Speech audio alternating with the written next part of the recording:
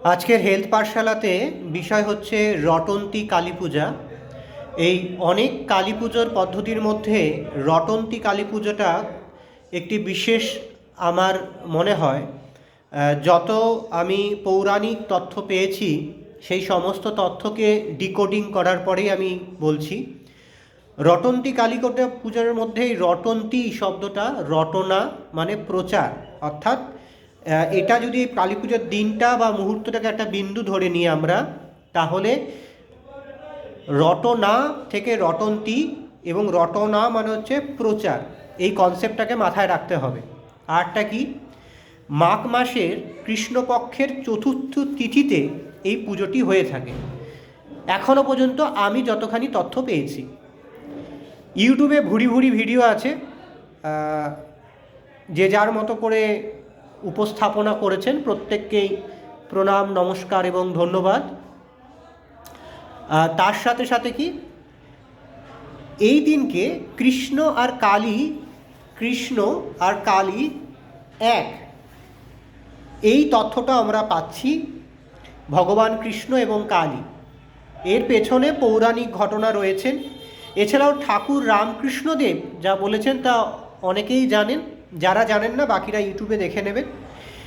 তো এই সময় যেটা পৌরাণিক কাহিনী থেকে পাওয়া যাচ্ছে, যে রাধার যিনি হাজবেন্ড আয়ন, তিনি জানতে পারলেন যে রাধা নাকি কৃষ্ণের সাথে দেখা করতে গেছে।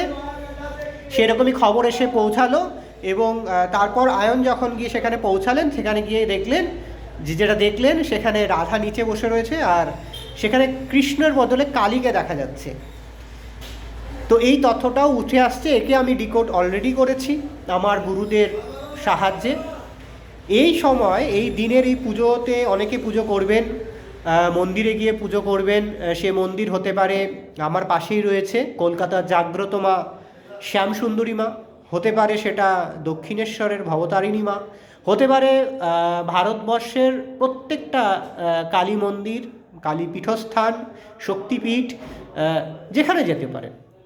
সেটা নিয়ে বড় কথা নয়, বড় কথাটা হচ্ছে যে কিছু কথা শুনবেন যে এই পুজো করলে নাকি দাম্পত্য কলহ নিষ্ক্রিয় হবে বা দাম্পত্য কলহের মধ্যে পরিবর্তন আসবে।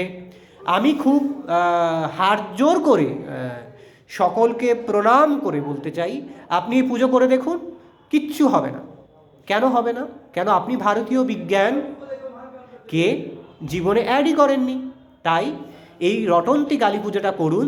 তার সাথে সাথে আপনাকে আমার কাছ থেকে, যেটা গুরু আমাকে শিখিয়ে গেছে, ইন্টিগ্রেটেড মেডিসিন তাকে ধারণ করতে হবে, এবং ধারণ করার জন্য 48 ডেজের আমি ক্লাস করিয়ে দিচ্ছি। ইন্টিগ্রেটেড মেডিসিনকে যতক্ষণ না আপনি ধারণ করবেন, ভারতীয় বিজ্ঞানকে, ততক্ষণ পর্যন্ত দাম্পত্য কলহ কমার কোনো সম্ভাবনা নেই। আপনি রটন্তী কালী পুজো করে যান আর যে কালী পুজো করে যান, নাম্বার 1।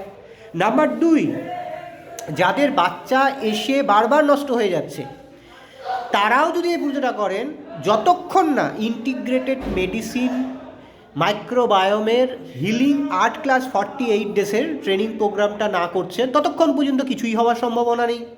আর থার্ড হচ্ছে, যাদের বাচ্চা হচ্ছে না, হাজারো ডাক্তার দেখিয়ে ফেলেছেন, বাচ্চা হচ্ছে না, ল্যাবরেটরি রিপোর্টগুলো জমিয়ে জমিয়ে এত বড় হয়ে গেছে, তাতেও কিছু হচ্ছে না এবং হবেও না।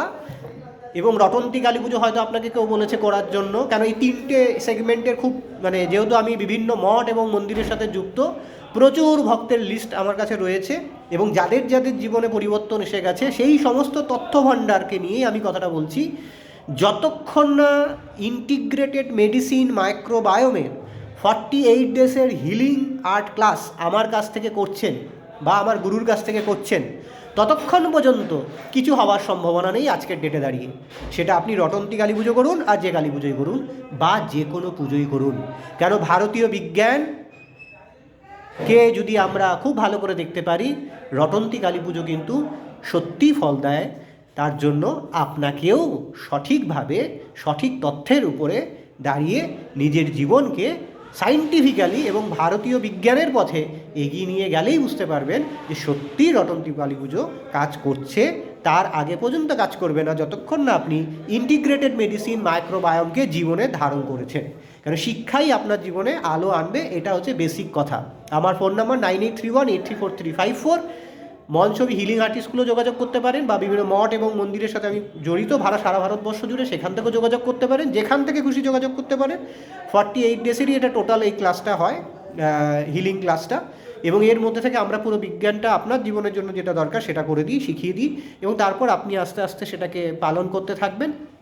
দেখবেন 1 বছর 8 দিন পরে একটা জীবনে বড় পরিবর্তন আসবে।